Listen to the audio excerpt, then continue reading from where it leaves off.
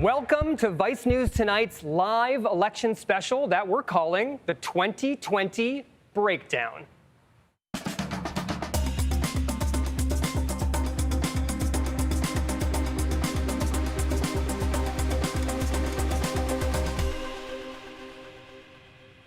All right, so here we go. It's election night. More than 100 million people came out to vote early, a record, and turnout is super high, which is something to celebrate.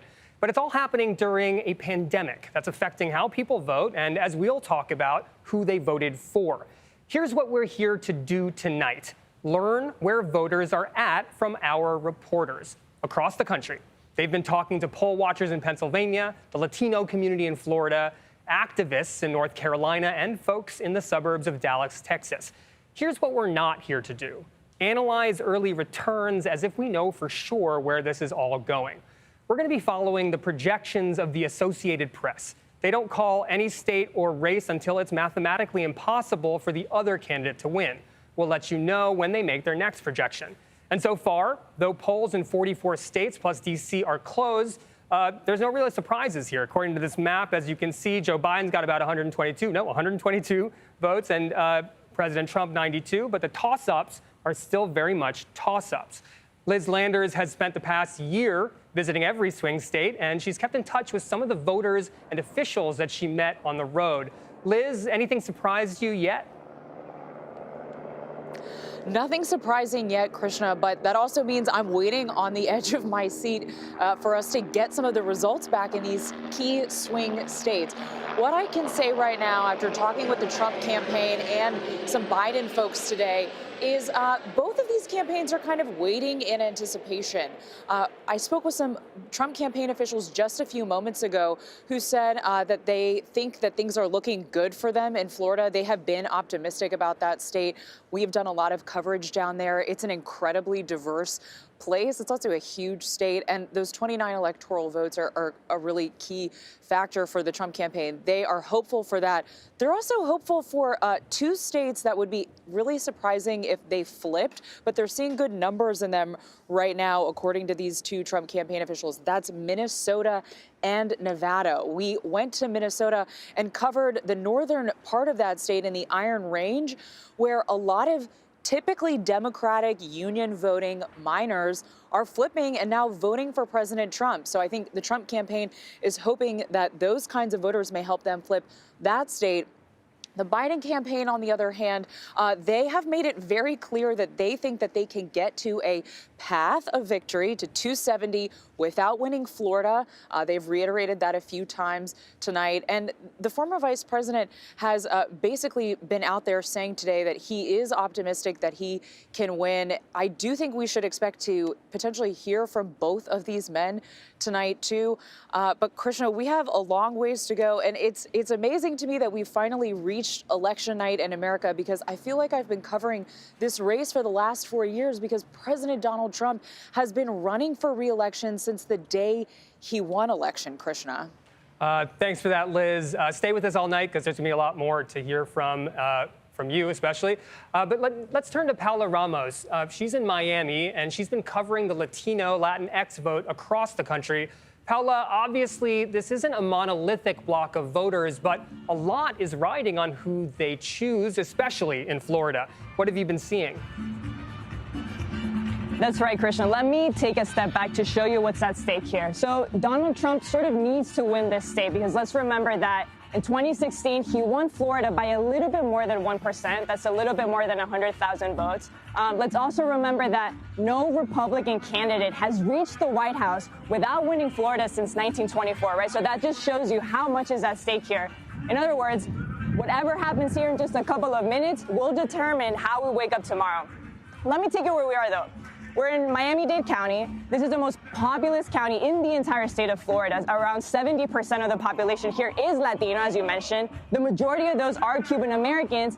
But Miami-Dade County was won in 2016 by Hillary Clinton by 30 points. Joe Biden, from what we've been seeing, is simply leading President Trump by 10 points. Why is that? Because of the Cuban American vote. One of the things that President Trump has been doing in the last months, almost years, or as Liz mentioned, almost 4 years, he has been targeting Cuban Americans with one message, and that is Joe Biden is a communist and a socialist. We've been hearing that time and time again ever since we've been reporting here. We had the opportunity to talk to Rita.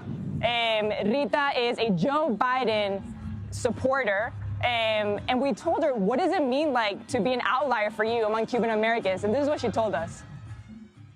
Do you feel like more people are voting for Trump in 2020 than 4 years ago? I think that in Miami, in the Cubano and Venezuelan and Colombian communities, Trump has an incredible stronghold.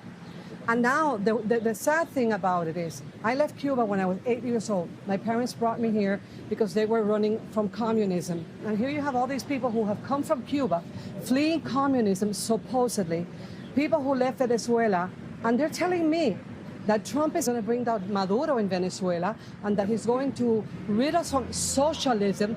We are not supporting Trump because he is a demagogue, because he is a dictator wannabe. He is a fascist dictator who will take away what you're doing. Rita was onto something, Krishna. In 2016, Donald Trump won the Cuban American vote by a little bit over 50%. Right now, he's at 70%, and this may be the reason why he holds on to Florida tonight. Thanks for that, Paula. Sounds like it's a boisterous evening down there. We'll be back at you soon, especially as we learn more. But for now, let's take a trip down ballot and look at the Senate races in play. Elections that impact our day-to-day lives and are not short on drama. Our Deputy D.C. Bureau Chief Todd Zwillich joins me. Todd, what's on the menu? Lay it out for me. What seats are up for stake? What might flip? Yeah, so a whole bunch of Republican seats up for grabs, and Democrats think that this is their year to take over the Senate, take back the Senate. Why? Primarily because Donald Trump appears in polling leading up to now. Don't know what'll happen. Donald Trump is an anchor on Republican candidates all over America. So let me give you one example. We have our first flip of the night already, and it's in Colorado. Senator Cory Gardner.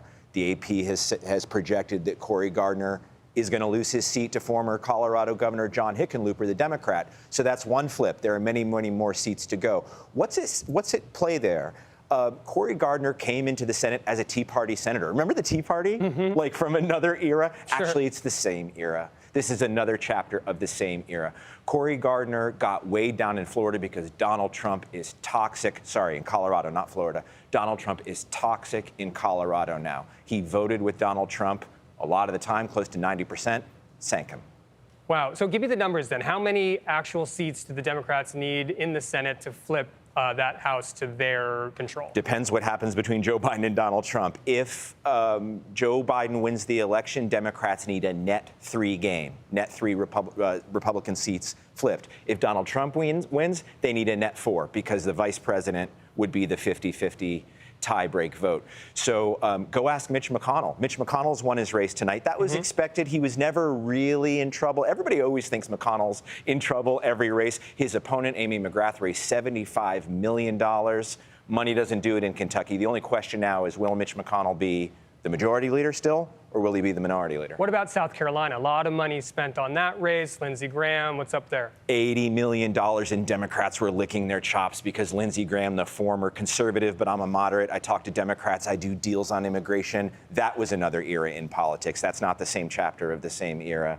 Lindsey Graham had a challenger called Jamie Harrison, who raised $80 million. Lindsey Graham has survived. Lindsey Graham has won his election. How do you spend $80 million in South Carolina? That's one question. It also helps to answer the question of whether going full Trump was going to be a damage to him. There are some conservatives in South Carolina who never liked Lindsey Graham. Donald Trump's going to win South Carolina. He may have already won, and I'm comfortable saying he's going to win South Carolina. And Lindsey Graham has proven that going full Trump works South Carolina. Thanks, Todd, for the update on the down ballot stuff. Stay with us throughout the night. There'll be more news, I'm sure. After the break, we will dive deep into a Pennsylvania county that could tip that state. And I talked to my old buddy, Michael Moynihan, about the woodland gun owners in Georgia that he palled around with.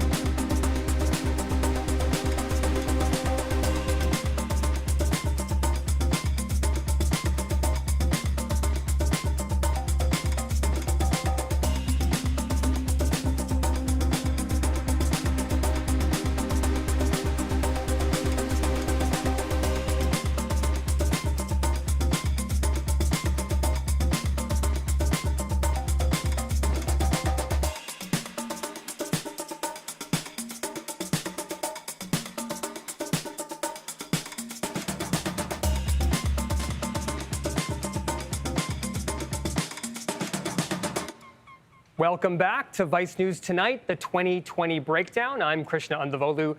Next, we're going to focus on Pennsylvania, where the lesson is patience. This time around, it's going to come down to turnout and all those mail-in ballots that'll show up this week. And remember, this is one of the states where mail service has slowed down, according to data released by a court order. Everyone's so nervous about it, officials are letting folks watch them count on a live stream. People are also nervous because shit's been going down in Philadelphia since last week, and the National Guard rolled in today. Let's get to Pennsylvania, where a handful of counties could decide the state and, the presidency. Alexis Johnson spent today reporting in Northampton County. She just joined Vice News from the Pittsburgh Post-Gazette. Alexis, hell of a first week, huh? Yeah, Krishna, hell of a day, to be honest. But you're right, we are here in downtown Philadelphia. There is a small outdoor watch party behind me, but honestly, for the most part, things have been pretty quiet around the city. That wasn't so much the case this morning in Northampton County, which is a county that actually flipped from blue to red in 2016 by less than 6,000 votes.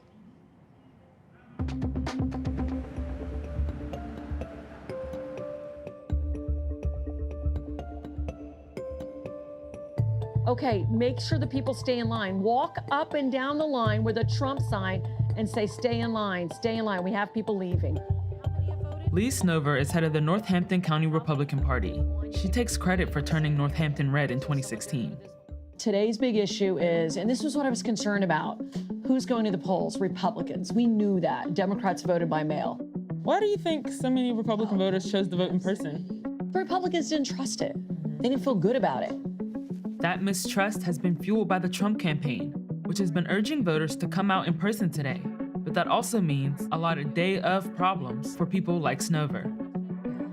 Please don't forget, the mail-in ballot people had 50 days to vote. We got 13 hours. You can answer that. Yeah.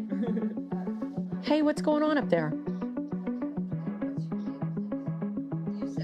Oh my God. That's what happened at Eastern? Eastern, they sent the wrong poll book. They sent a poll book for a different division. That's what was a problem. What's going to happen here? All the counties are handling it differently. Plus, what's the Supreme Court going to do? They still said they might rule on the mail-in ballots not being able to be counted 3 days after Election Day.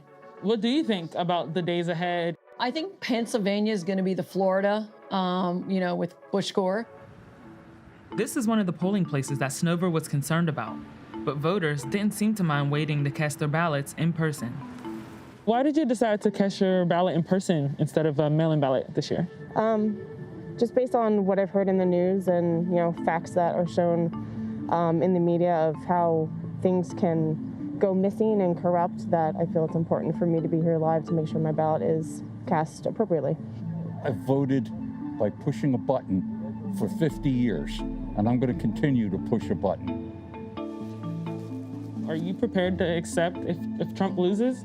Well, I'll tell you what, I'll need to see more and hear more of what happened because we feel they've been trying to steal it all along.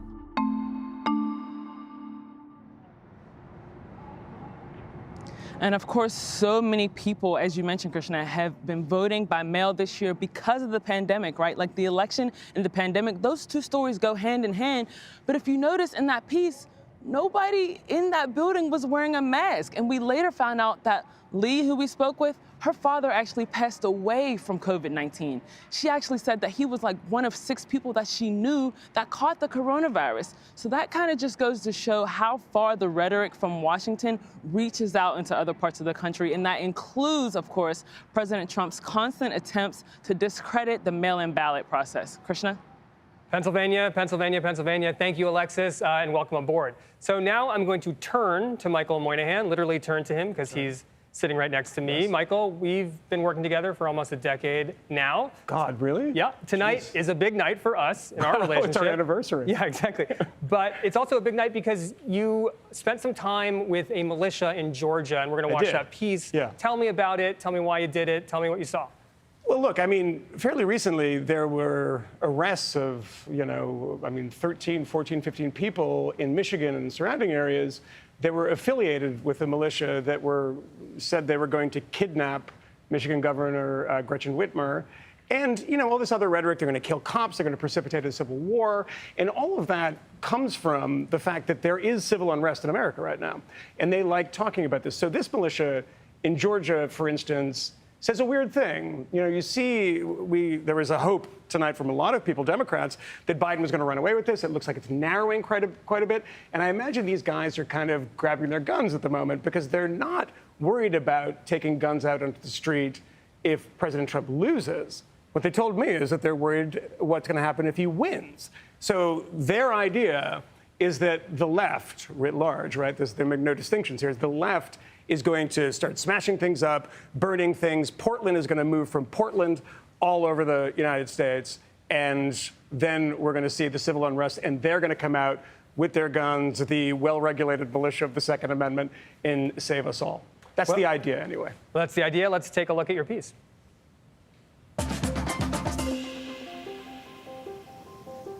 So we're in southern Georgia, going to meet General Blood Agent, who is the leader of the 3% Security Force, a militia that thinks the country is on the precipice of civil war. Man, we're hitting it like freaking infantrymen. Shoot, move, communicate, violence, and fucking action. This is where we fight, gentlemen. Fed up with COVID-19 restrictions and echoing President Trump's conspiracy theories, we are gravely concerned about the Democrat assault on election integrity. this Georgia militia, leaning into the election chaos, is heeding the president's call to defend the country from, quote, a liberal mob. Keep working it like our lives depend on it, like our country depends on it. Trust and faith in each other, trust and faith in God. That's about all we got. President Trump has been casting doubt on the final results of the election for months. It's going to be a rigged election, and this country shouldn't allow it. There's no evidence it's rigged, but some of his most intense supporters are getting ready for war. But if Biden wins, we coming, and we coming strong. Georgia's transformed from a Republican redoubt into a battleground state. A lot of new people joining at this point? Yes, I think a lot of people were assured by Trump winning that we're not going to need anything. Nothing's going to happen on Trump's watch. But yeah, you know, there's no guarantee that you know, Trump is going to be reelected. And if that's the case, you know, you don't want to be caught resting on your laurels. Mm-hmm. It don't matter who wins. Somebody's going to be angry, and there's going to be some unrest. Everybody's pretty much on the edge and looking at this election like this is the powder keg moment. On the campaign trail, President Trump has consistently stoked fear that a President Biden would take away your guns, destroy your Second Amendment, and steal the election. This sort of election-time disinformation worries experts, who fear groups like the 3% Security Force are using the president's rhetoric as a call to arms.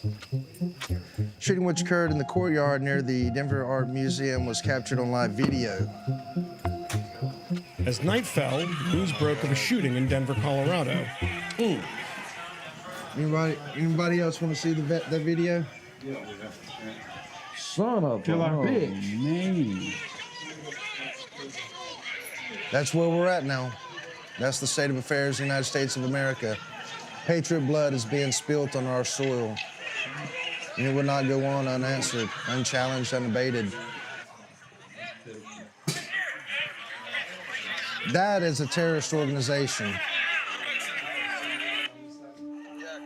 With scant information, just a context-free cell phone video, the desired narrative was immediately set. A patriot was wantonly murdered by a radical. Announcement, BLM, Antifa just murdered a patriot, cold-blooded murder in Denver, Colorado 5 minutes ago. Over. Rise the fuck up! They're gonna fucking ignite something, ignite a flame they don't wanna fucking ignite. So something just happened. Tell me what you know. We just got through receiving word that an Antifa BLM member just assassinated a patriot on the sidewalk in Denver, Colorado. So you don't know much right now? Right. There's not a lot of information. There is video coming out on Twitter. It makes me think that this is a tit-for-tat battle. I was just in my mind, I hate to keep, a tally of things like this, but just recently, with Kyle Rittenhouse, he just, he shot and killed 2 people defending his life from this mob. And then in Portland, Oregon, Aaron Danielson, he's assassinated on the sidewalk. So they retaliated. What does that say to you right now? It tells me that it's only going to get progressively worse until it'll descend into open warfare if nothing is done to curb the violence and all of this civil unrest that we're experiencing. But that initial information was incorrect. Subsequent reporting showed that the shooter was working as a private security contractor and had no connection to Black Lives Matter or Antifa. They're more emotional on the left. They have knee-jerk reactions and emotional reactions, but those are secondary feelings to the actual event itself. People on the right of center, tend to look at things more logically and reasonably, weigh in all the facts. And I think that's going to be the difference between President Trump and President Biden. If this is the war that they want to fight, if this is the way that they want to try to bring about change, then we're going to have a very short, probably 5-second conversation on the matter, and only one of us is going to walk away from it.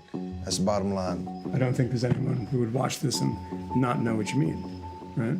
I mean, that means that we're at a place that you're ready to defend yourself with weapons. Right. At this point, I don't really need anybody to tell me that Antifa is a domestic terrorist organization. At this point, I don't need anybody to tell me that we don't have domestic enemies running around in our country. What I need is somebody to stand up and let the people know what they plan on doing about it. So, what do you plan on doing about it? Everywhere that we can show up and make a difference and protect people and protect property. This latest shooting, like all of these shootings, are based around rallies and protests and gatherings, large gatherings of people. Or we'll just, take it upon ourselves and concealed carry, and, we'll provide security. Everybody kind of on the same page on that? Yes, sir. Yep. Yes, sir. This is the kind of shit that brought me into a militia organization to begin with. I'm only as strong as I am by myself, but when you put this group of brotherhood together, not only throughout this state, but throughout all of the states that we were represented in, and then all the other militia groups that come together for something like this. When people wake up and President Trump is still their president, and then they decide it's time to burn their cities down and it's time to start shooting people that are wearing MAGA hats or wearing 3% shirts or identify as anything other than the leftist mob, and we are going to confront that. On September 17th, FBI Director Christopher Wray warned Congress that sleeper cells of white supremacists, anarchists, and, quote, militia-type groups are the greatest threat to national security. 3 weeks later, 13 men, some with ties to militia groups, were arrested in a plot to allegedly kill cops, kidnap Michigan Governor Gretchen Whitmer, and precipitate civil war. At least one of the arrested men, according to FBI testimony, is associated with a local branch of the 3% movement. I see this picture of the guy's house and I see the flag in the background. I think it was a 3% flag in one of the suspects' house. So that's tied to you guys. Right. It takes a little bit of exaggeration because, it's not the first time that I have personally been tied to suspects or criminals that have been charged, tried and charged in a court of law. Because you knew one of those guys, didn't you? I recognized the picture. I had a conversation with Barry Croft. And I just remember, only thing I remember is that I didn't think the guy was, his cracker, his cheese had slid off the cracker, and, I want to stay away from that. But if what they're saying about these guys, Archer, you would term that domestic terrorism. If the official story is true and there's no other additional information, it is what it is on its face, yeah, I'll go along with that. But then I'm also not so naive, and I don't want to come across as anti-FBI, but they have no credibility. I can't say that I'm going to support the FBI in their determination when last week the FBI was the one telling the special committee that the militia is the next biggest terrorist attack that's going to be unfolded. That's coming from... No, that's not what they said. They say you're the number one terrorist threat. Number one terrorist threat. And half the country thinks you're crazy, right? Right. That's a lot. I would hope that half the country didn't think I was crazy. Michael, tell me about the flags that were on the wall of that garage, because this is the kind of piece where you hear words, but you also see things, and the visuals, in some senses, tell you a bit more, maybe. It's sort of conspicuous. And that's the moment you realize you're entirely out of your element. You're in the woods at first, and we got to that place because there was a downpour, and we ran out of there. But these guys are, LARPing through the woods and playing Army, and we get back to the house, and you see that on the wall, and that is, of course, the old Georgia state flag that was changed in the 1950s, and it was changed more or less as a result of Brown versus Board of Education to say, we are standing strong as the South and the Old South. And that was changed in the early 2000s, and so that is the old Georgia flag. So when you talk to them about this, they're very, very clear. They try very hard to make clear that they are not racist, that they are not, a terror group, as people have implied, and the FBI says they're dangerous. And they're kind of media savvy in that sense. I mean, we were there, after all. Remember that. Mm-hmm. But it's a hard thing to say, because they of course, when you ask them about this, and of course I did, which was, hey, we're into the heritage of the South, and this has nothing, and you see that we're a multiracial group, and there are people in the group that aren't white. So yeah, it's kind of a strange thing. But right now, particularly after the death of George Floyd, it takes on a rather different and sort of more portentous meaning. Yeah, well, thank you for that piece. I mean, the whole piece has a portentous element that is a bit disturbing. Unrest no matter who wins, as that guy said. Let's hope not. I'll see you later, Michael, maybe at the bar after this is over. And after the break, we'll head to North Carolina, a state that's still in play. But first, some results out of Alabama.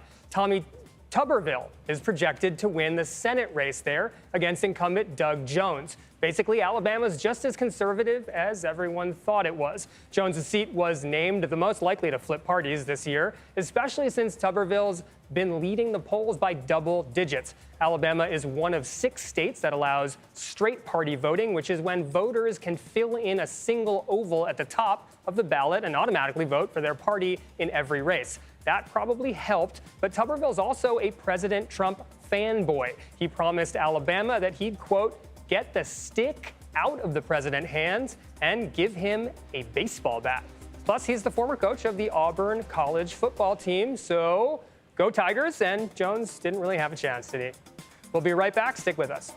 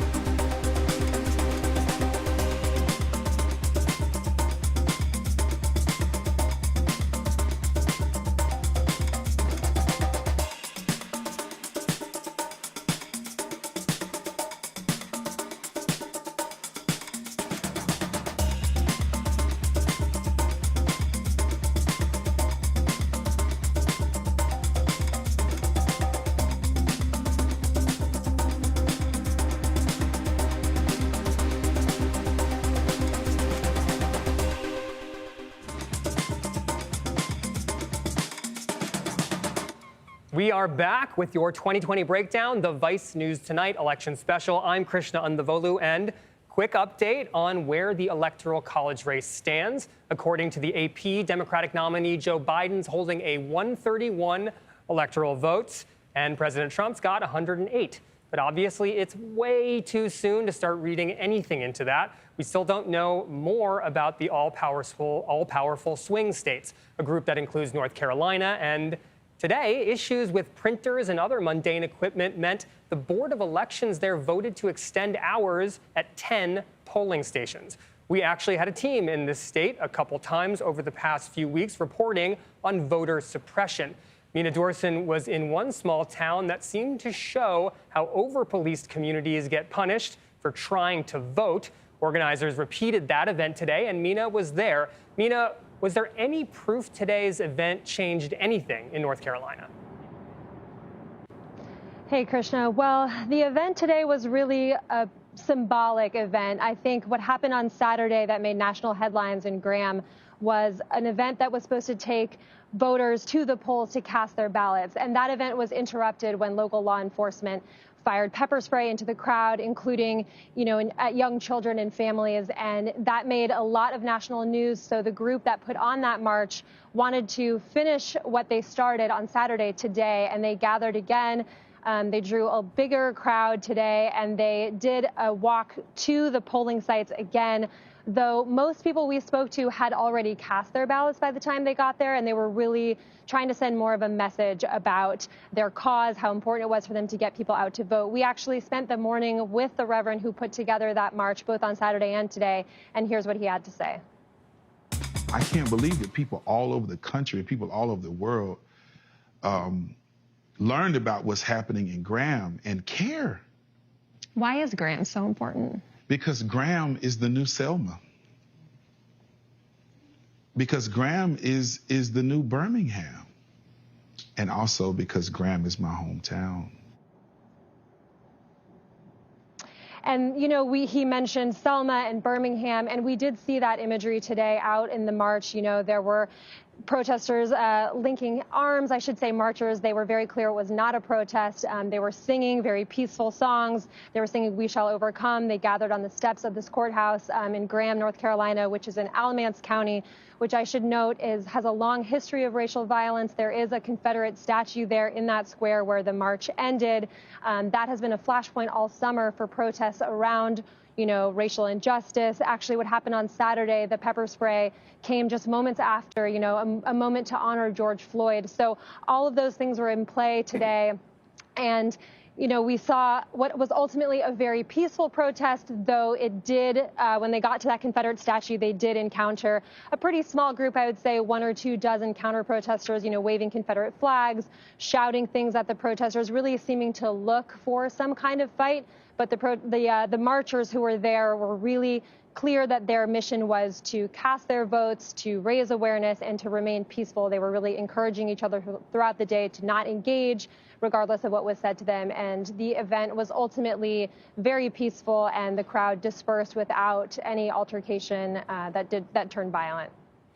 Well, Mina, a reminder then of how precious the right to vote is and how much opposition there had been in the past, and I suppose sometimes in the present, to people exercising their franchise. We're going to switch gears now and go to Jason Kubler. He's the editor-in-chief of Motherboard, which is our tech site that's been on point this year with scoops on the inner workings of Facebook and Twitter, and some of the first reports about the Postal Service removing sorting machines, not to mention disinformation. Jason, what's caught your eye tonight? Yeah, I think the big fear coming into this election was coordinated disinformation on Facebook. In 2016, you had Hillary Clinton's emails. You also had Russia organizing events on Facebook and a lot of disinformation in that way. And I think that there was a lot of fear that something like that would happen again. But what we've seen this year is that the disinformation is coming from inside the House. You have Trump spreading disinformation about coronavirus. You have the right-wing media also, having all this disinformation about Antifa and things like this. And so I think what we're seeing is that voters are really living in alternate realities. You have Trump voters living in a world where coronavirus is not a big deal, where cities are anarchist zones.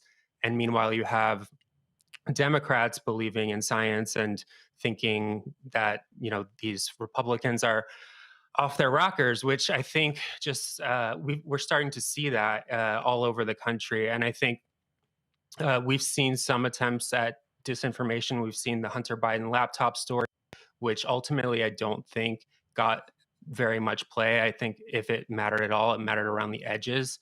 And so I think some of the big fears really didn't come to pass. There was a lot of fear about voter suppression. We're seeing this is a huge turnout election so far. The USPS, there's no indication that those votes are not going to be counted, although they are being counted later in a lot of different states. But I think right now, the big concern is just disinformation and the information ecosystem as a whole versus coordinated disinformation from nation states. And so, Jason, I understand that some social media platforms have taken steps in the lead up to the election night at flagging potential misinformation or disinformation. Can you describe what's happening on social media right now? Right. So a couple of weeks ago, Twitter made it more difficult for people to retweet articles without first reading them, which is notable. We've seen them flag Trump tweets, and Facebook has also flagged Trump posts as potentially disinformation. We see tonight that anyone who is calling a race before it has been officially called by one of like 6 or 7 different news organizations is getting their tweets flagged as saying, this may be premature. And I think that's really important because there is so much early vote and there's so many mail-in ballots and absentee ballots that are going to be counted after the election, all night and into tomorrow and the rest of this week. So it's really important to stop, premature race calls, I think. Thanks, Jason. Heartening to hear that there hasn't been a lot of misinformation, disinformation. If there is, we'll come back to you to report on it. Thanks again, Jason. Now we're going to turn to the historic travesty that's underlying all of this, the pandemic. It's put healthcare at the center of this election. I want to bring in Arielle Duhaime-Ross. Not only is she the host of our new podcast, Vice News Reports, but she's also a science reporter. Arielle, science is like everything, like all this electricity and all these cameras and stuff. Like this is science. Literally everything. I'm wowed by that often, but we take it for granted in some senses that the progress that we've made on all different kinds of fronts is the product of a lot of people's hard work. Talk to me about the pandemic as it's affected this election, because as it comes down to it, it's what we as a society value in science, in my opinion. Right. So I think that in the short term, there are like 2 main ways that the pandemic has affected this election. In the short term, I think it's just like actually people voting, right? So, of course, a lot of people have been doing mail-in ballots. That is a result of the pandemic, people not wanting to go in person to lower their risk. That's one thing. The other thing that I think hasn't been talked about as much is that there were 93,000 reported cases in the US yesterday. Wow. Right? So there are a bunch of people who probably went to the polls today who were positive. And that is not a bad thing. The CDC has said that people who test positive absolutely have to have the ability to vote. That is incredibly important.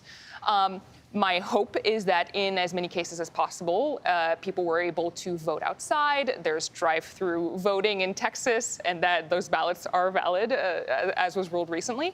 And there are also curbside voting situations. If people did go out and vote and had tested positive, they were supposed to tell their poll workers that that was the case, so they could take extra precautions. But that's something to think about, right? A bunch of people who tested positive, who probably don't feel too good, probably tried to vote today, and that is a good thing because people need to have access to voting. The other major way is just in terms of people's decisions, right? We have lost many, many lives in the U.S. Very recently, and I'm sure that that has impacted some people's decisions. According to the AP, 4 out of 10 voters in the U.S. believe that the coronavirus pandemic is front of mind for them in terms of how they're voting, right? It's a top-tier issue for them. But what's interesting, and again, another thing that I think isn't really talked about, is how it breaks down in terms of partisanship. So Trump voters, Trump supporters, only 24% of them say that the pandemic is a top-tier issue for them, is an important issue that they're actually going to take into account when they go to the polls. When you go to Biden supporters, that's more than 80% of them think that the coronavirus pandemic is really, really important. So as a whole, I would say that, yes, the coronavirus pandemic has definitely changed things. I think that to a certain extent, a lot more people have decided to vote, just in general, because of the pandemic, right? Yeah. I think there's an argument to be made that there probably would have been a higher turnout regardless of the pandemic because it's Biden versus Trump. But I'm sure that that is accentuated because of the pandemic. So overall, I think that's the broad takeaway, right? The pandemic has 100% impacted things, both in terms of how people make their decisions, in terms of how people were voting this year. So you can't not talk about it. Right. It's everywhere, in a sense. Thank you, ADR. We'll be turning to you for more tonight and in the future. After the break, we'll chop it up with Carrie and Jamel, two journalists with a hell of a lot more live TV experience than I have.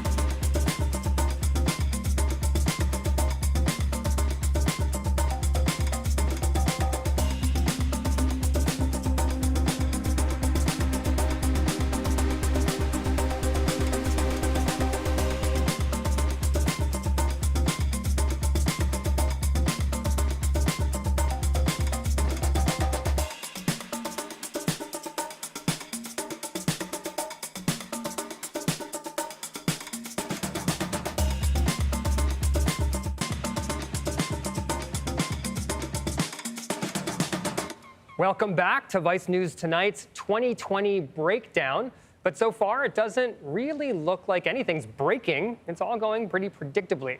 We're not seeing reports of militias attacking poll stations or data being hacked.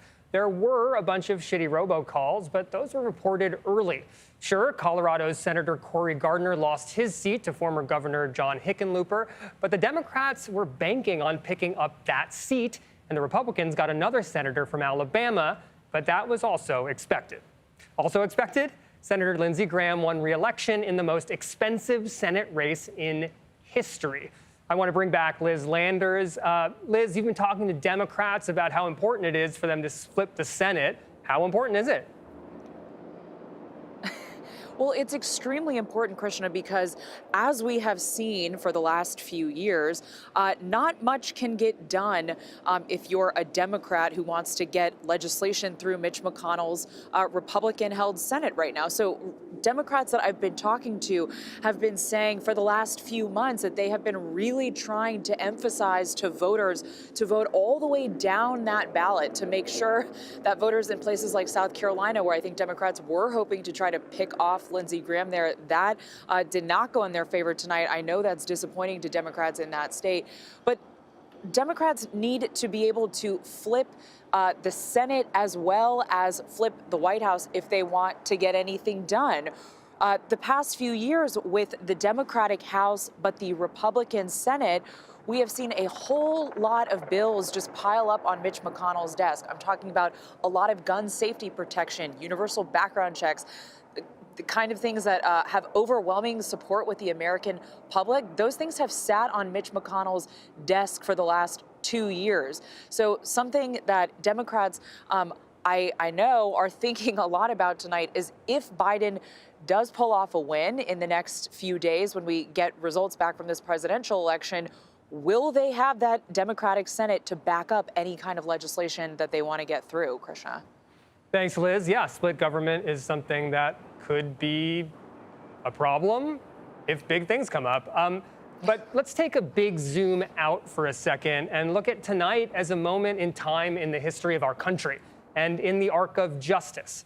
I want to bring in Jemele Hill and Cari Champion. Jemele, Cari, how has this night been going for you guys? I don't know. Well, you're working, so you don't have the luxury that we have. I'm about a bottle in with wine, and I'm doing my best to stay focused. I know Jemele has her own vice of choice. Yeah, see, she too. I think that since yesterday, if I'm honest with you, people are legitimately just nervous and anxious. And these are the people who want to believe that the country, in my opinion, really wants to correct its arc, its moral arc, if you will. And we're watching, and it's close, and we knew it would be close. And as you just said a moment ago, we're talking about a Senate race that was won by Lindsey Graham. And now I'm also thinking about can the Democrats get the Senate back if, in fact, Joe Biden is able to pull off this win?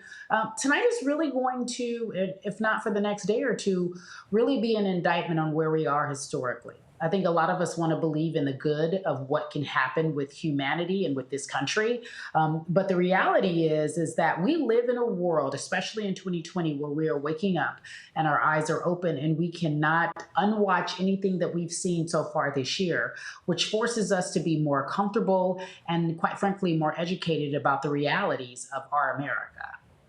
Jemele, how about you? I mean, it seems to me that there's a lot at stake and there's a lot of expectations about how tonight would have gone, and it's stressful. No, I think, honestly, the word is really disappointment. I think a lot of people are extremely disappointed. Even though there was a lot that indicated that this would not be easy, that this was going to be a bit of tugging uphill. But I think that people wanted to believe that America was better than certain things. And already from what we've seen, it's clear we are not. And I think that a lot of people wanted this country to be further along after what has happened the last 4 years than we actually were. You look at Mitch McConnell winning easily, which, as you indicated, and most people knew was not a surprise.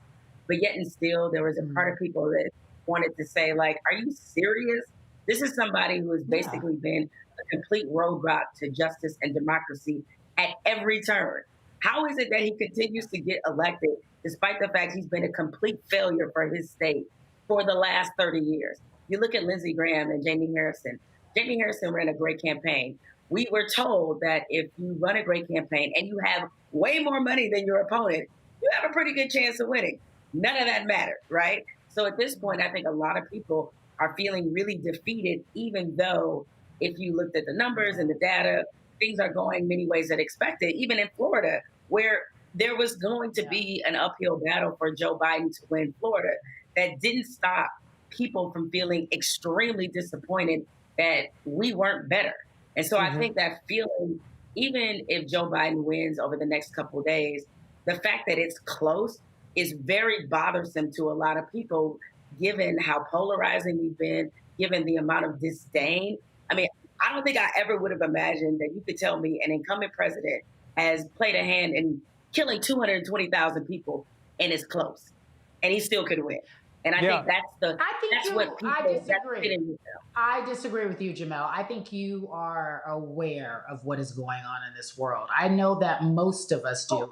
Know that you are but you're just. But I think that a lot of people, that is what is sitting with them in this moment, and why they feel so frazzled, so emotional. Why the PTSD of 2016 has come back, because they think that based off the structure of what we've seen this person not do, the fact that they've been this level of incompetence, and to know it's going to take this much of a fight to get that out of there, I don't blame people for feeling a little discouraged.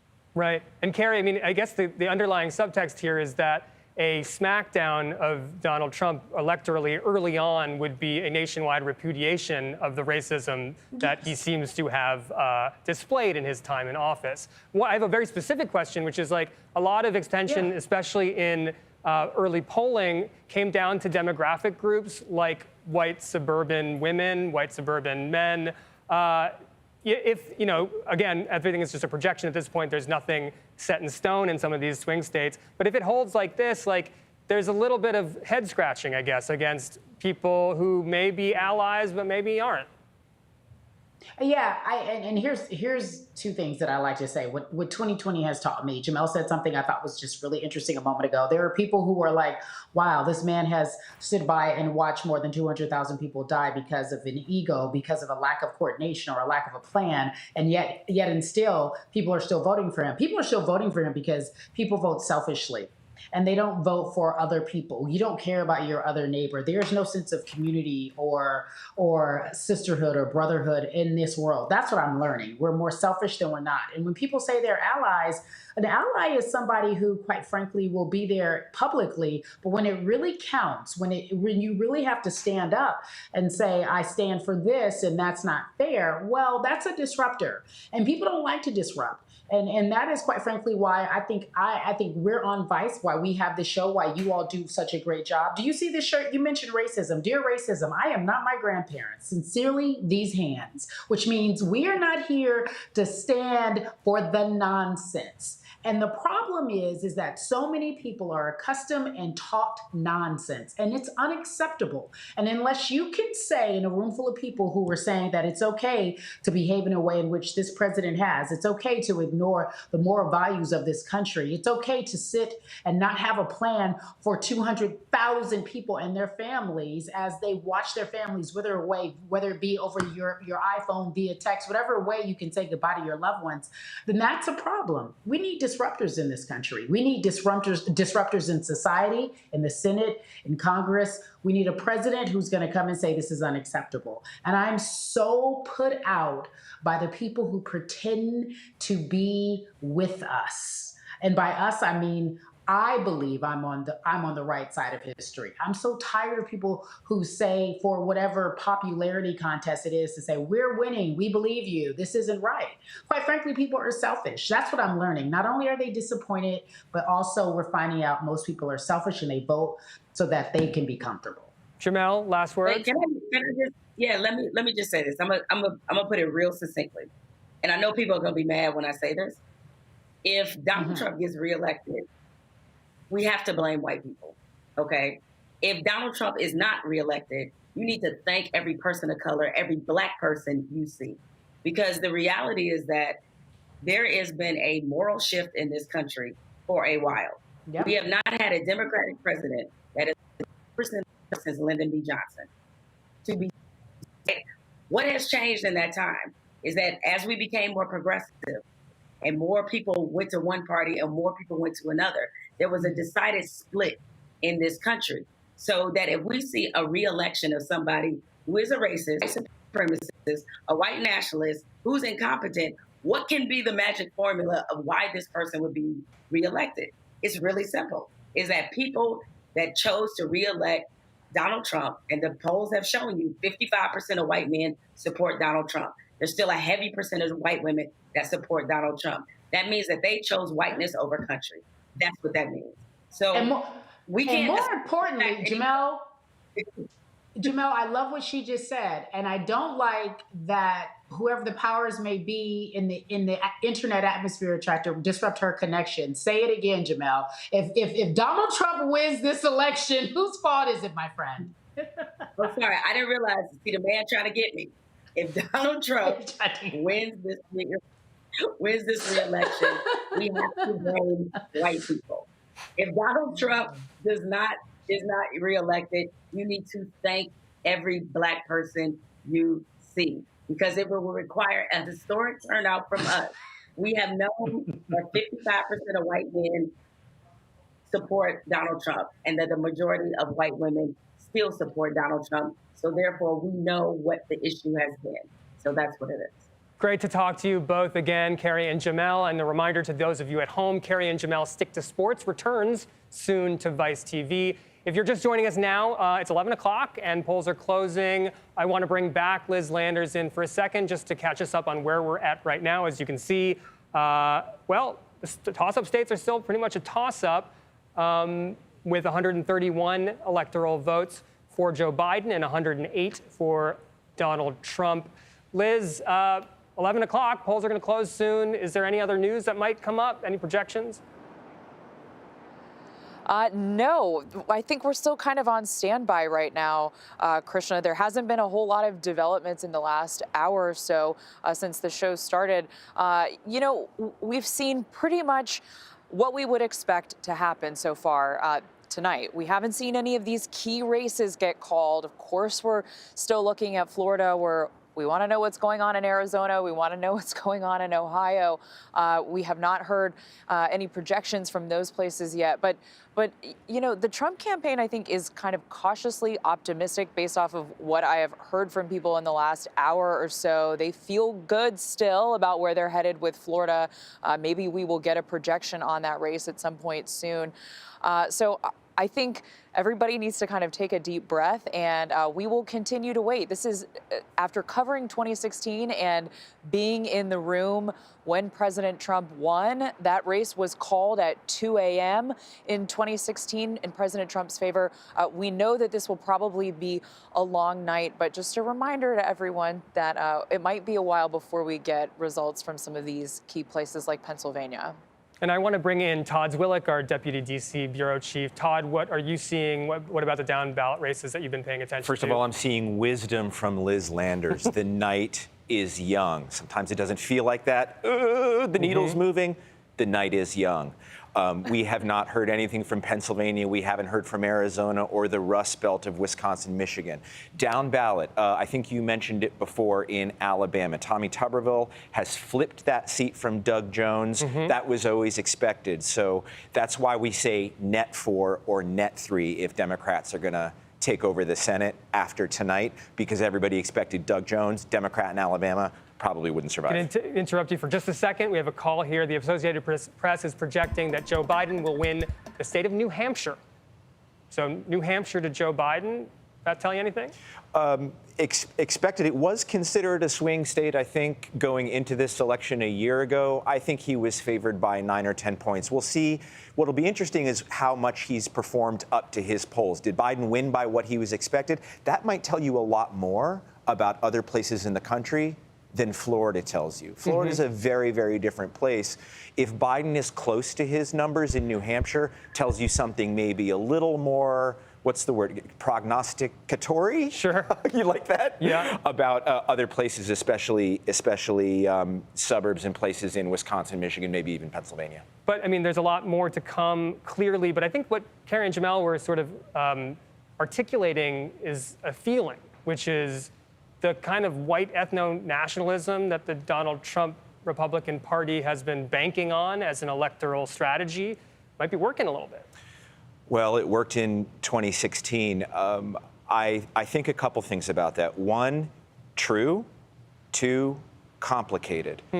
Donald Trump has also exploded in South Florida among Cuban Americans, Latinos. So that's a complicated picture in Florida, but it doesn't make what they said untrue. I think that story of white minoritarian ethno-nationalism in this country doesn't go away regardless of what happens with Donald Trump tonight. If Joe Biden wins, it's a chapter. Donald Trump doesn't go away, but that animating feature of a shrinking white culture and a shrinking white electorate, as this country is changing, doesn't go away, Krishna. It doesn't go away. The question going forward for Republicans, whether it's in 4 years if Trump wins or right away if Trump loses, is what do they do with that? Do they turn away from that eventually and do what they've always said they want to do, expand their appeal to a changing America, or do they want to keep getting smaller and narrower, smaller and narrower? Yes, it's angry, it votes, it wants to get out, and it feels like it has something to lose, but it shrinks. Do you continue to go there, or do you do what they said they wanted to do so badly in 2012, which is expand their reach, expand their appeal? They never did it. They went in the opposite direction. There's another projection from the Associated Press. Not a big surprise. Associated Press projects that Washington, Oregon, and the state of California will go for Joe Biden. California, obviously, tons of electoral votes there, but these are expected. Yeah. This is the West Coast. Yeah, those. If those had been anything but that Biden graphic, we would have freaked out. No, those are all expected. Right. Okay. Well, Todd, it's a call. It was a big call. It's California. Stay with us. There's more to be talked about as we go forward. And welcome back to the 2020 breakdown. Somehow we're still here. We're still here. Great. Thought we were going to a break, but we're actually a long night. still We're here. 11 o'clock has happened. 12 o'clock is coming. We don't know what's going to come next. We don't know how any of this is really going to pan out. But what we do know is that this has been a long race and that there's a lot at stake. And down ballot, there's still more races that you have your eye on. Yeah. Tell me what you're still looking at. Well, we're watching the Senate, really. We're watching whether Democrats can make good on this narrative and this hope that they've had all election long. Republicans are defending many, many more seats than Democrats, and those Republicans are vulnerable because in a lot of places, Donald Trump might be an anchor, a drag on Republican fortunes. I'll point you to Arizona and Maricopa County, where it appears early in the night, not a projection, Joe Biden is running really, really strong. Well, that might be a drag on Martha McSally, who's the Republican incumbent senator.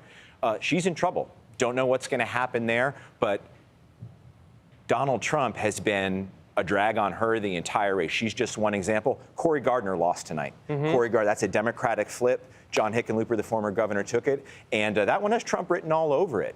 Trump is a non-starter in Colorado, and Cory Gardner just could never ever bridge the gap of being a Republican on the one hand, voting for Amy Coney Barrett for the Supreme Court and for Brett Kavanaugh for the Supreme Court, and thinking he's going to survive in a changing Colorado. No way. And Todd, we have another projection from the Associated Press. Idaho is going towards President Donald Trump. Idaho goes red.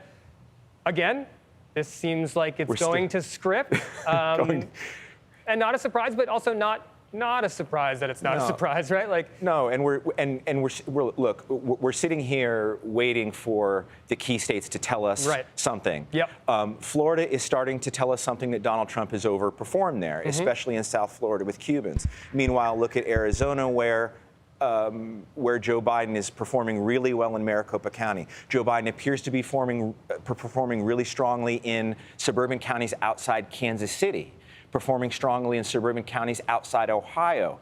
Don't know what that means yet, but if it means that Joe Biden is going to be strong in counties outside of cities, maybe across the Midwest, what does that mean outside Milwaukee or Detroit or Philly or Cleveland? See what I'm saying? Or Dallas. Or even Dallas and Houston. So we don't know yet. These results and these strong performances can get mosaic and they can get pretty localized. Yeah. Okay, well, stay with us and stick with us after the break. We've got ADR coming back along with Todd to discuss everything we've seen so far and what to expect next. Stick with us.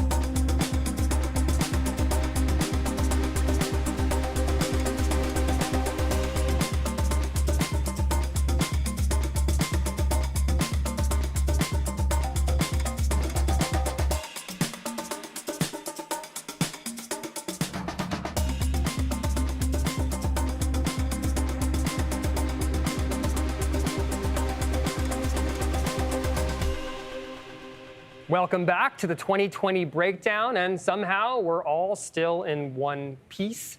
We have some news on Utah. Trump is projected to win that state. Here's what the Electoral College map looks like right now. Democratic nominee Joe Biden has 209 electoral votes, and President Trump's got 112. As I've been saying all night, this is still early. But we do know some of the ways this country will be different when we wake up. And this next one seems a little small, but it's a big one for me personally. New Jersey, my home state, the state where I first smoked weed, has finally legalized it. Guess what? Both my parents voted to legalize it. So did my sister. But my parents voted to legalize pot. So I'm like immensely proud and kind of in awe. High five to everyone, especially my folks. Arizona voters just made the same call, and we're waiting on 2 other states that have recreational weed on the ballot. D.C. is considering decriminalizing hallucinogenic mushrooms, which is chill. And in Oregon, voters might go further, potentially choosing to decriminalize small amounts of hard drugs. If that passes, people who get caught with a bump might only pay a $100 fine or head to rehab for free, or spend all night talking to their friends and having to take a big poop. Voters elsewhere are considering propositions on gig economy and affirmative action, and we'll update you when we learn more about what they're thinking. Now we're going to head to Texas, where a state that used to be reliably red seems to be changing. Last night we were talking about Harris County and a lawsuit over drive-in voting in Houston, but tonight we're talking about Dallas. Josh Hirsch spent the day in the sprawling mega suburbs where, oddly, I've spent Thanksgiving. Josh, talk to me about why these suburbs are so important.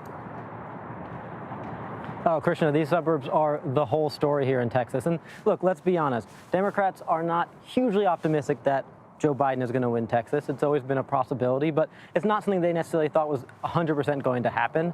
But everyone was watching very closely these suburbs, and places outside of Dallas are great examples of it. Places like Tarrant County, which includes Fort Worth. It's one of the largest counties in America that still goes red. Denton County, Collin County, these are all counties that have traditionally been really, really strong Republican strongholds, places that Mitt Romney won by a tremendous amount, Donald Trump won by quite a lot. And then when Beto O'Rourke came in 2018, he made all of them seem incredibly competitive. And so the question for tonight has always been, what's the trend going to continue to be? Is this election going to end up being one where it's closer to what happened in 2018, where Beto O'Rourke really made those races quite close, and in fact, in Tarrant County, actually flipped it blue by a teeny amount? Or is it going to be something closer to 2016, where Donald Trump won by quite a lot? And that's something that's going to tell us a lot about what happens in the state, because as you know, in Texas, it's pretty much just these deep red rural areas that reliably vote for Republicans, and then these deep blue urban centers like here in Dallas that reliably go for the Democrats. Well, it strikes me, Josh, that this kind of harkens back to what Todd was saying before the break about these mosaic suburbs that are multi-ethnic in ways that they maybe weren't beforehand, and now are kind of hard to predict where they go politically, not so much as cities and rural, not as dichotomous. I just made up a word. But you know what I'm saying? Like, basically, where the suburbs of a place like Dallas goes is indicative of how this country is changing demographically and how that affects our politics. No, you're absolutely right. And in fact, I think that's going to be the really big question coming out of this. The big question is not, for Democrats, it would be wonderful if Joe Biden won Texas. It would be icing on the cake. But it's not really the big story coming out of Texas right now. The big question is going to be how much of these changes that we're seeing in these suburban districts and this tightening of the race, how much of it is a non-permanent change? Is it the Trump factor? The fact that suburban voters across the country really don't particularly love what Donald Trump is selling? And how much of it is what you're describing, this demographic change that's really truly happening in Texas? I mean, Texas, set aside the suburbs, Texas is a state that is potentially going to be majority Hispanic in just a handful of decades. I mean, that's something that is expected to happen. Then these suburbs, we're seeing a real spread of diversity. We're seeing lots of people moving into them. We're seeing younger voters. We're seeing increasingly progressive voters. And so these demographic changes, what do they signal for the future? Does it mean that, okay, Democrats, they might not get this vote this time, but could it be in 2024? Well, a good question. Thank you, Josh. I'm actually now hearing that, wait, maybe I'm not hearing it anymore. I maybe heard that DC decriminalized mushrooms, but I might have been hallucinating. Some say Texas is a country unto itself. Next, we go global. From London, Hind Hassan, who's reported from Syria, Afghanistan, and Azerbaijan, tells us how people directly affected by U.S. war and peacemaking are looking on with interest.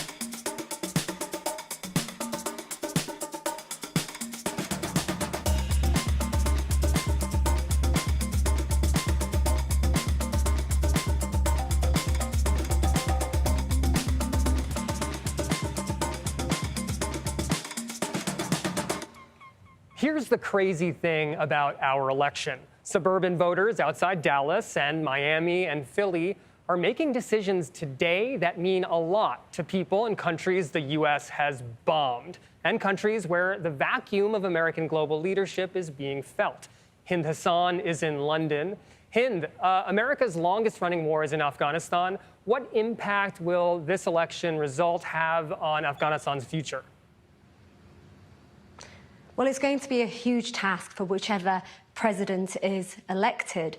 It was only in February that Donald Trump announced what was called a historical peace deal between the United States and the Taliban, a peace deal that was supposed to help the country work towards some form of stability and also end the United States' involvement in a conflict that has been its longest ever war. Under the terms of this agreement, the United States would withdraw all of its troops over the next 14 months. 5,000 Taliban fighters would be released, and in return, the Taliban would end its fighting, and it would also take part in negotiations with the Afghan government. But what actually has happened since then is fighting has continued between Afghanistan and the Afghan government and the Taliban, and also any hopes that civilian casualties would be reduced haven't materialized. In fact, there was just an attack on Monday in which 35 people were killed, most of them students.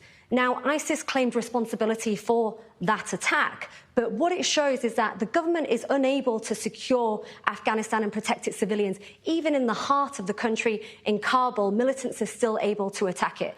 And that's one of the reasons why the government says that it's really important the United States remains in Afghanistan and continues its military relationship with the country. I was there just in August and I spoke to the President Ashraf Ghani's National Security Advisor, Dr. Mohib, and he stressed that point to me repeatedly. He said that the relationship between the United States and Afghanistan was very important, and without them, it would be very difficult to ensure stability in the country. And so that's what whoever comes in next has to consider. If it's Donald Trump, he needs to work out how he can revive a peace deal that a lot of people in Afghanistan no longer believe in because of these continued attacks.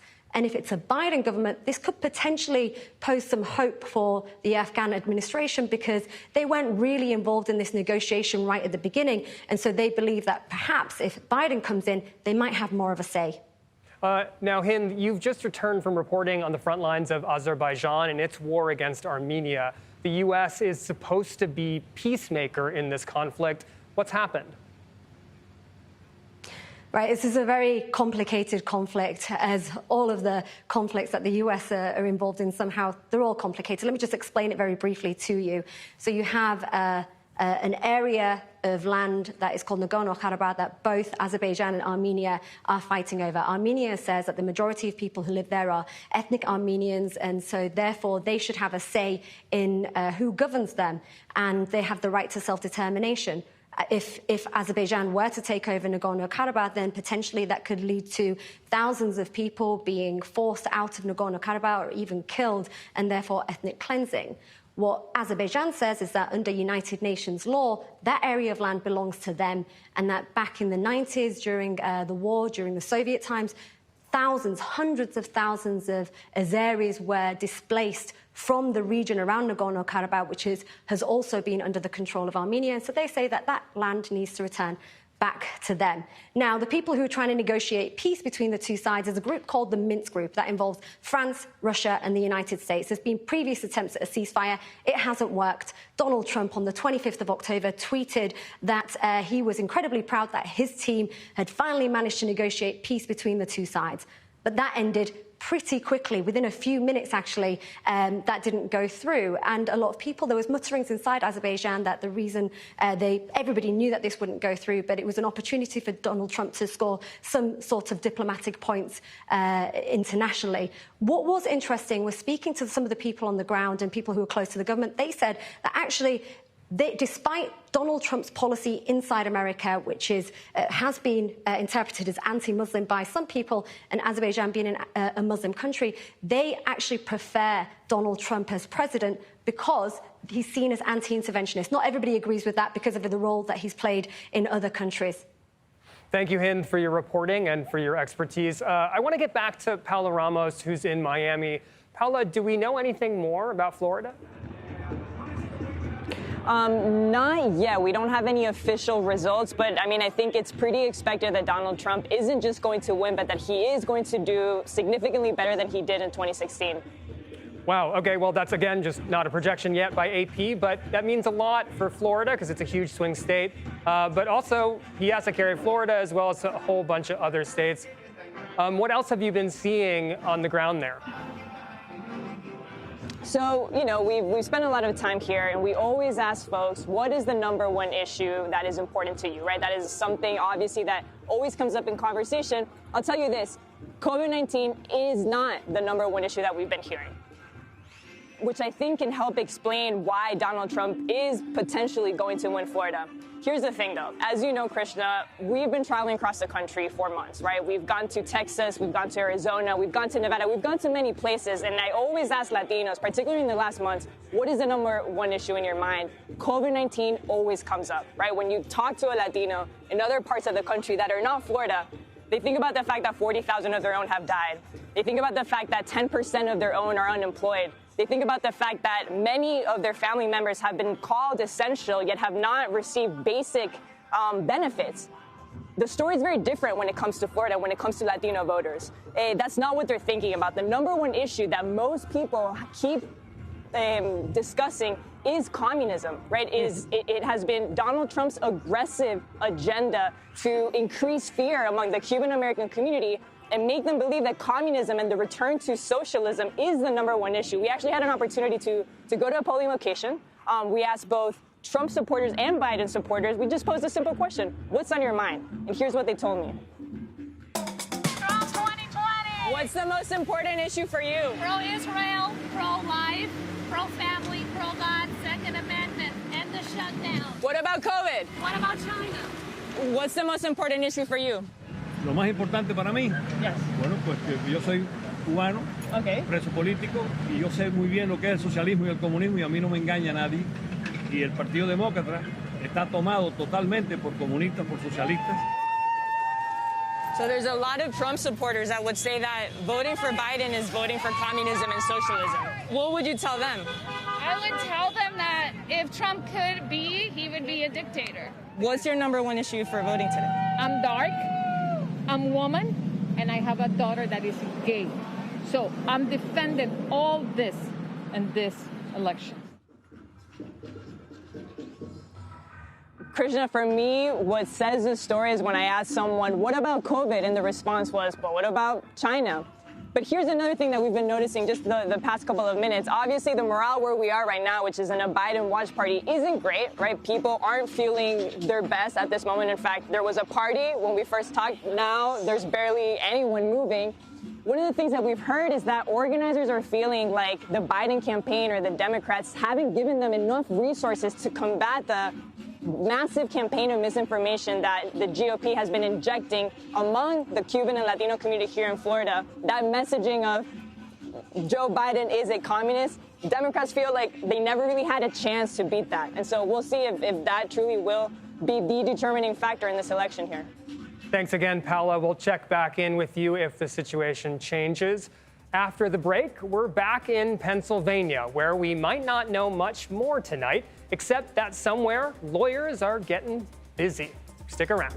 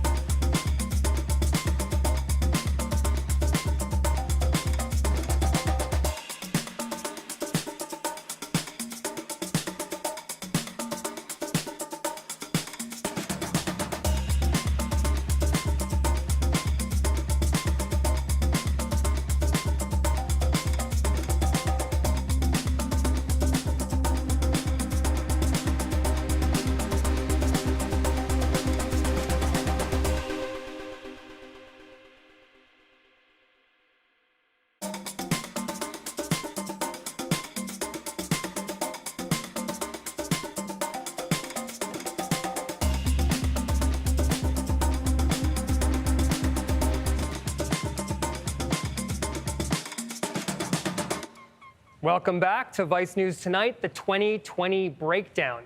The Electoral College vote count is holding, partly because we're still waiting on key swing states like Ohio and Pennsylvania. And we're not going to hear much from the Keystone State, in part because by law, the state couldn't start counting mail-in ballots until this morning. And now there's a lawsuit about that. Tomorrow, a federal judge in Philly will hear a suit accusing officials in one county of illegally processing mail-in ballots before the clock went off this morning. We'll hear more about the lawsuit being brought in various states a little later when my friend and colleague Greg Walters joins us.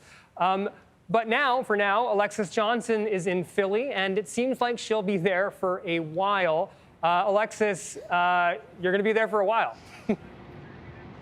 Yeah, Krishna, we're certainly in for a long week because, like you said, they didn't start counting those mail-in ballots until 7 a.m., whereas other states had already started pre-canvassing their ballots. And also, don't forget, the Supreme Court ruled that any ballot that was postmarked by today can still come in until Friday and still be counted. So, like you said, long week ahead here in PA, still up in the air for sure.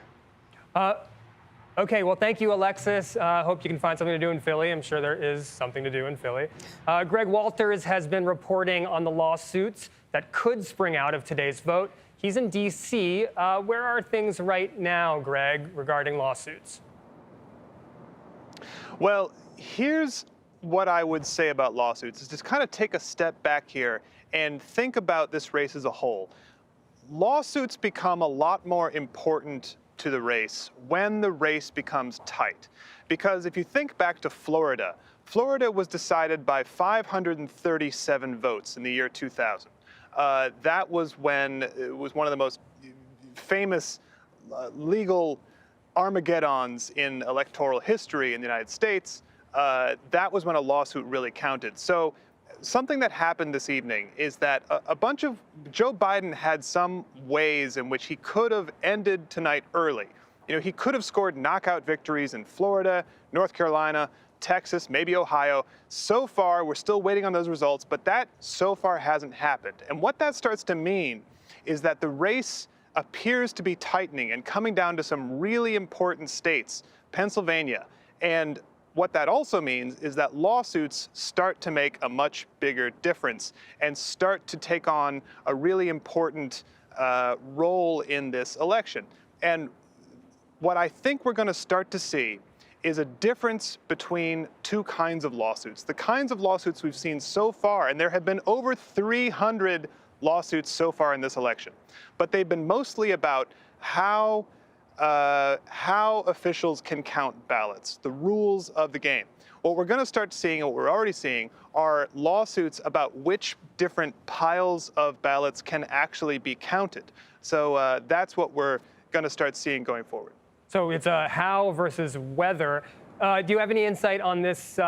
One county may have started to count ballots too early in Pennsylvania, that lawsuit?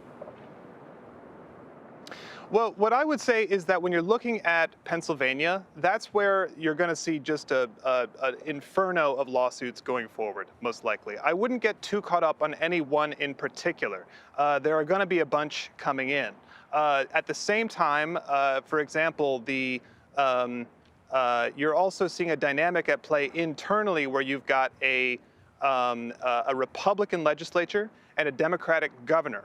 And the Republican and that dynamic is also going to start playing out in some of these northern states where the counting could come in more slowly. In Pennsylvania this evening, you also saw state senators calling for the resignation of the Pennsylvania Secretary of State, Kathy Boockvar.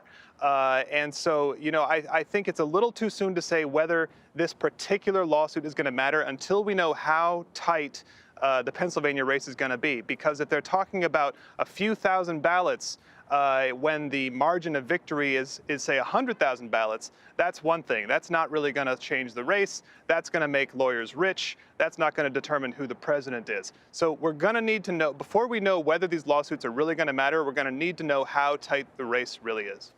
Thank you, Greg, and not just the race in Pennsylvania, but also the races in other states as well. All right, so the night might be almost over, but the election is far from it. When we come back, we're zooming out to see if the Dems or the Republicans have made any more breakthroughs in key states. Stick with us.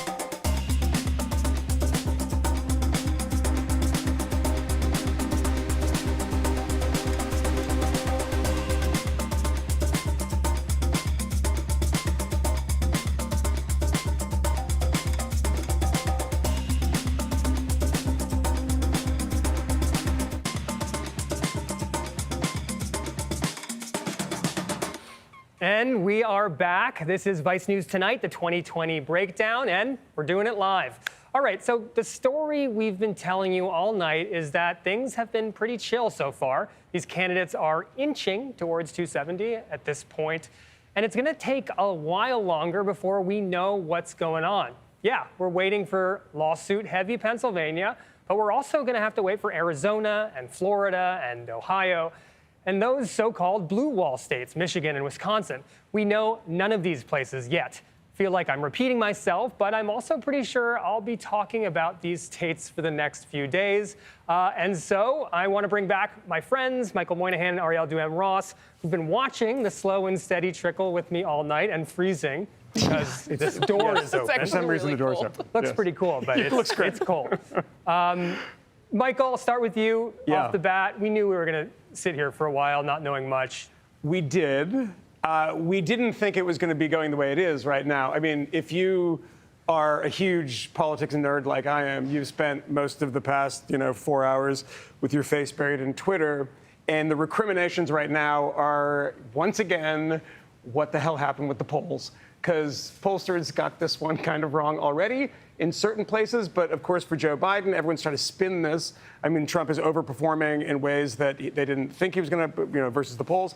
And now the Biden campaign is sort of pointing out their path to victory, which, as you point out, are places like Wisconsin, Michigan, and he can even lose Pennsylvania if he grabs those two, and I guess it's District 2 in Omaha.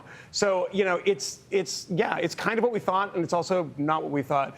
There's been some really, really interesting bits of data that are coming out of this. One in particular that I saw, that the most Latino county in America, Starr County in Texas, 96% reporting Hillary Clinton won it by 60 points. Yeah. Biden won by 5. Well, let's take a look at the popular vote here. You can see that it's, 51% for Biden, 49% for Trump.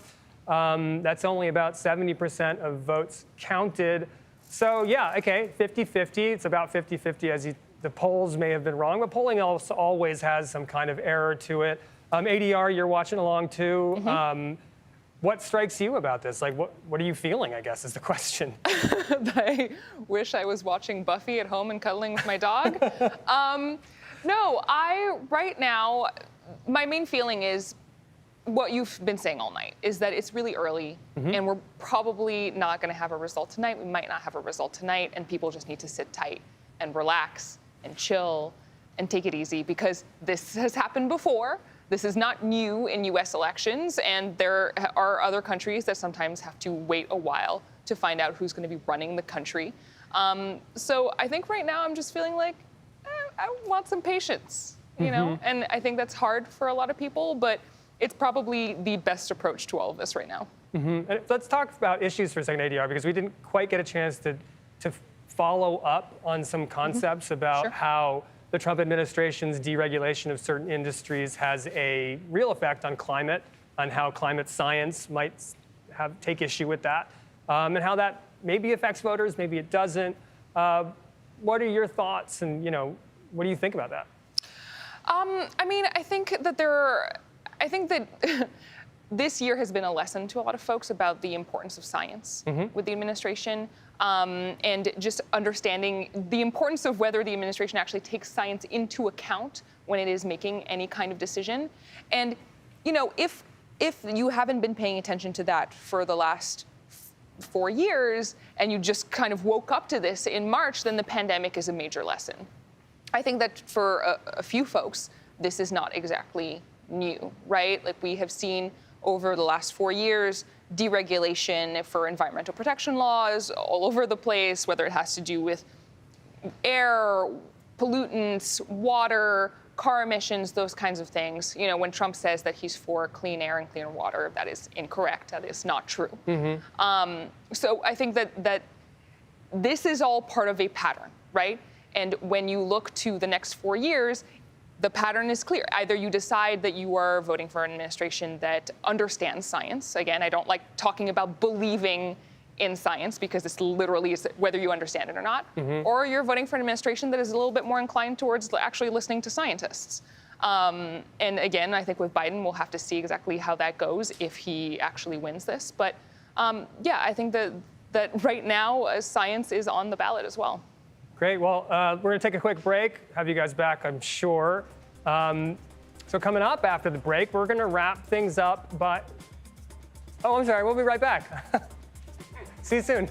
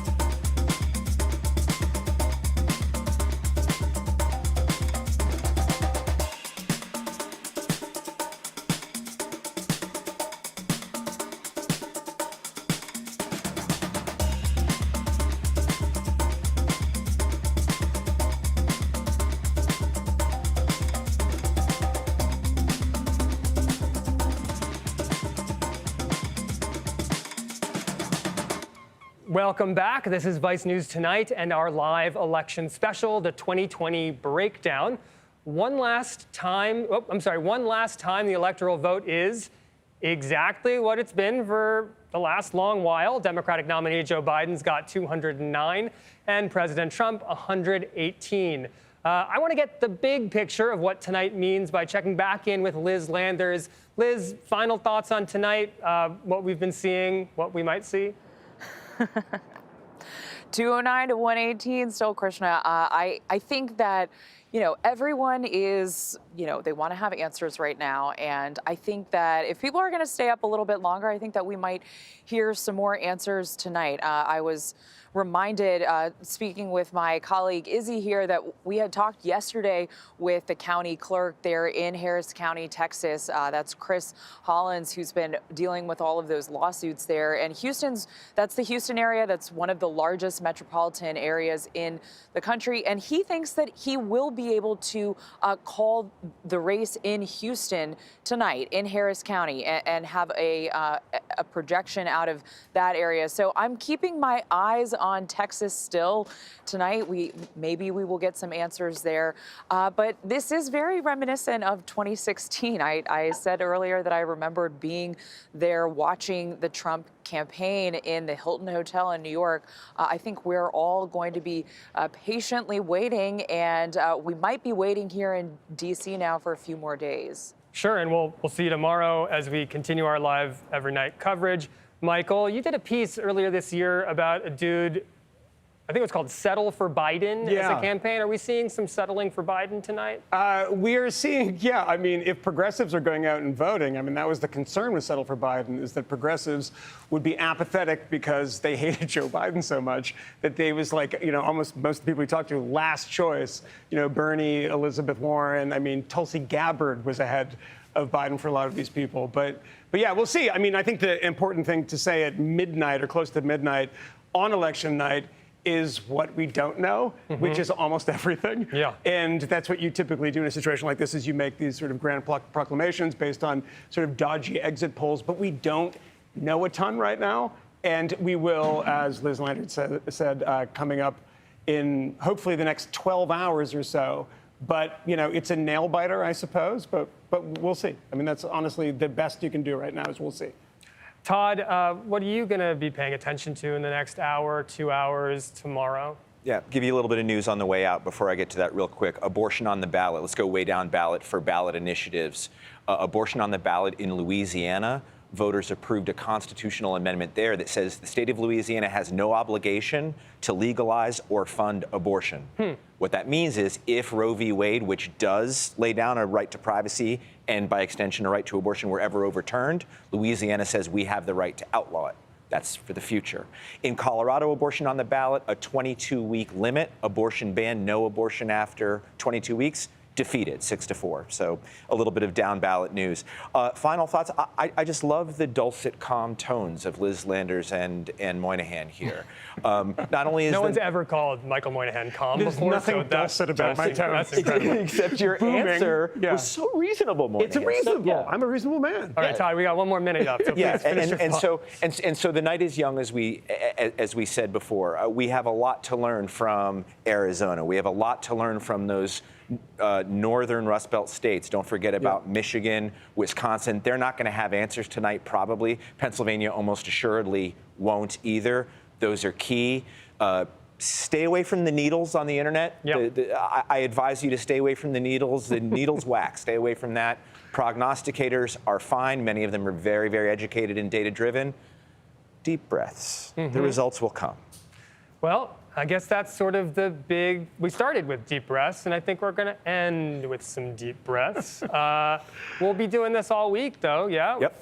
And thank you guys for being here. Thanks to Liz. Thank you to all of our correspondents around the country. It's almost midnight. Election day is officially almost over. But this next chapter is already upon us. We'll see you tomorrow and all night long on social and vicenews.com. Thanks again for watching. This has been Vice News Tonight, the 2020 Breakdown.